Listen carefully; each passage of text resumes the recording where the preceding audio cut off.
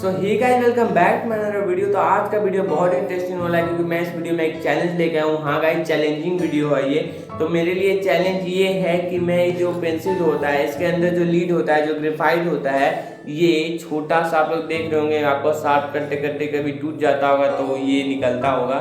तो ये जो छोटा सा आप देख रहे होंगे ग्रेफाइट, मैं इससे ड्राइंग करने वाला हूँ। तो ये मेरे लिए चैलेंज होगा कि इतने छोटे चीज़ से मैं ड्रॉ कैसे कर पाऊंगा। तो ज़रूर से वीडियो को लास्ट तक देखना।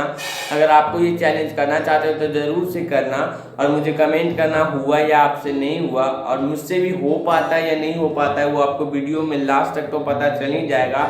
तो वीडियो को बिना देरी के लिए शुरू करते हैं। चैनल पर नहीं सब्सक्राइब करना, जरूर से सब्सक्राइब करना, यार इससे एक मोटिवेशन मिलता है कि आपके लिए नया नया वीडियो लाऊं। और आपको बेल आइकन को भी जरूर दबा देना ताकि आपके नए नए वीडियो को नोटिफिकेशन टाइम पे मिलता जाए। तो चलिए शुरू करते हैं, लेट्स गेट स्टार्टेड।